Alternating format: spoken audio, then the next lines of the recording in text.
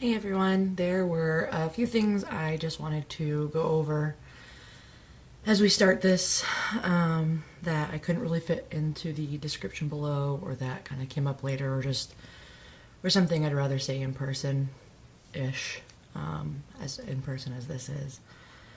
The first is very specifically about this site, about YouCaring. If you've never heard of them before, they are a well-trusted, well-known crowdfunding site. They specifically work with people who have needs for medical issues, family issues,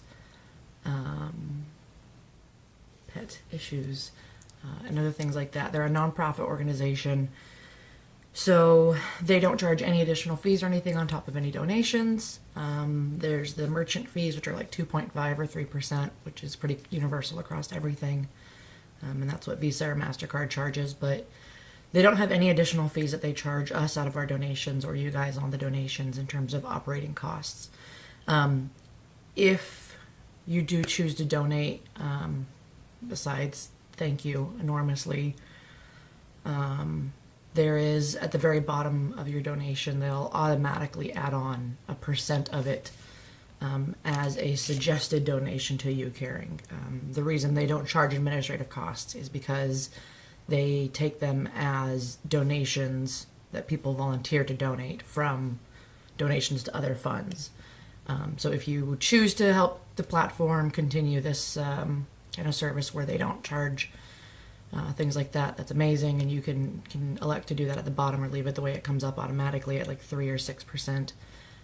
If you would rather not put those funds towards that and just put it all towards us, or not have an additional fee on there, you can select the little additional fee that's underlined, and you'll be able to adjust the amount and take it off there if you wanted. And beyond that, I wanted to talk a little bit more about just kind of, I have notes if you hear papers, just kind of why we've decided to do this. We were really hesitant at first. Asking for help is hard, especially when that help involves money.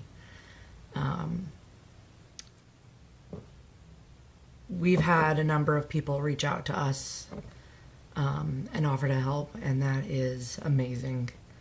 And we certainly don't want to take advantage of that, but we're in a position now where we're not going to turn that help down. We're in the meat and potatoes of this, and it would be foolish to let our pride prevent us from doing that if people who are able to wanted to help. So the other thing is that ultimately doing this doesn't change whether or not we're going to go forward with our plans for IVF. It's not like if we don't get X amount of help, we're not going to be able to do it. We are in a position now where we can't afford it by any means. I don't think anybody can afford these kinds of things, but we are able to reasonably finance it through the services that are available.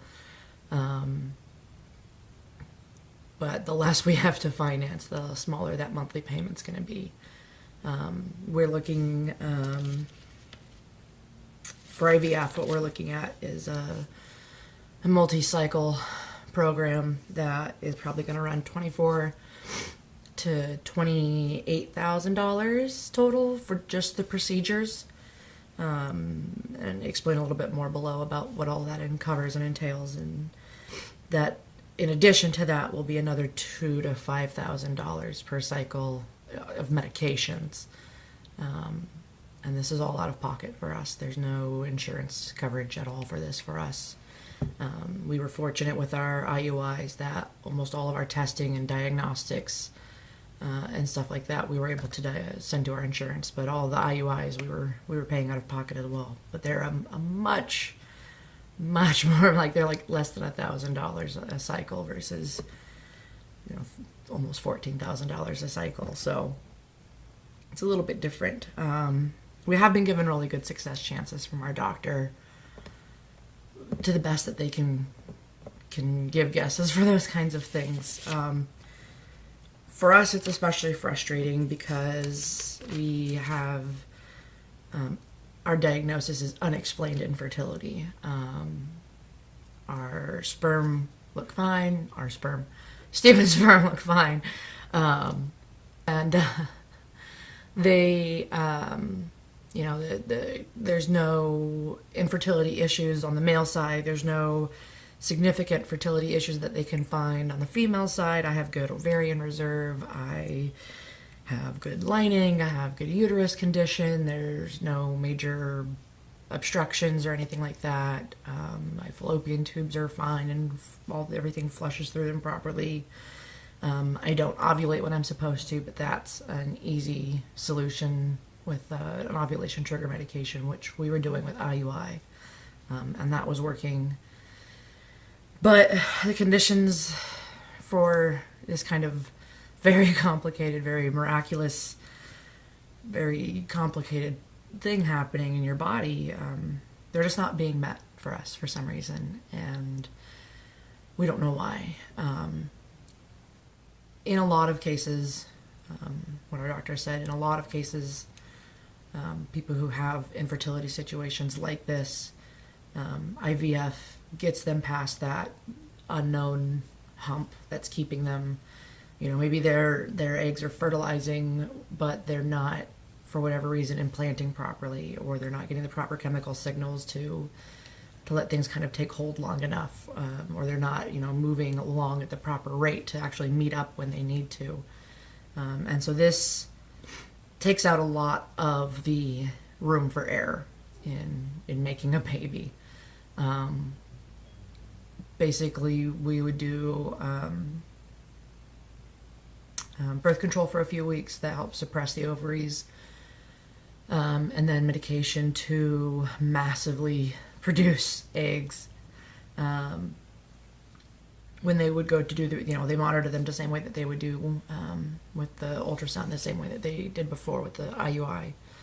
And then when we're ready to do retrieval, they'll take as many as they can, way more than you normally would in a normal cycle. The medications intentionally pump that up to get as much as you can out. I responded really well to the medications during IUI, so we think that we should be able, during a single retrieval round, get as many eggs as we should hopefully need for subsequent cycles without having to go through another life cycle and retrieval, which can help cut down on costs because the medication is only one single round versus doing it over and over, plus the hard wear and tear literally on your body of pumping yourself up with all of those hormones and forcing your body to produce and overproduce, and the manual retrieval and everything like that. It's painful and it's hard on your body, and it's exhausting. And there's a lot of women who, after the retrieval, they have enough pain or inflammation or problems where they actually will wait a whole nother cycle before they'll even move forward with the embryo placement, to allow everything to kind of resettle back into its normal system. So, once they do the retrieval, they'd be able to mix it with the sperm, get embryos fertilized. After a few days, they monitor them to see which ones have successfully fertilized and successfully developed to whatever specific stage that they're looking for. And then we would select the best couple to implant. IVF definitely has a higher rate of multiples and premature births, so that's definitely a consideration, but those are things that I think you face with every pregnancy, so I'm not, those aren't, to me at this point, are not kind of things I'm not even going to worry about. Especially going into this, we're planning so much that we were able to watch for any signs of stress or things that we should watch for to prevent problems coming up. And then they implant, and hopefully they stay. We are looking at doing a system where we can do the one large retrieval, freeze whatever embryos don't get used that are good, and then if the first round is not successful, which even in the top tier of success odds, you have about a 50-ish% chance. I mean, like really good odds are like 50% chance. So realistically, 2 cycles is what people need to have success, or more. It can happen in one, absolutely, but I don't want to plan for that and then know that that's not realistic. I'd rather be surprised and happy by that. So, yeah, so that's where we are at this point.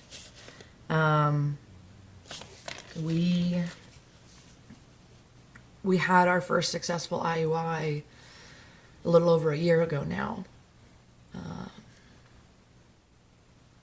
And we got our positive pregnancy test just a couple of days after Christmas, and it was amazing.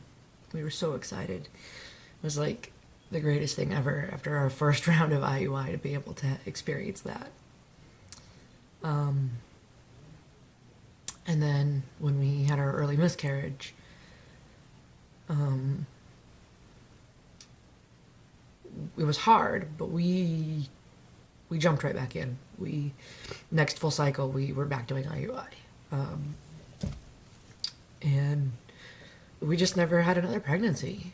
It didn't work out after that. So we've run that course as far as it can.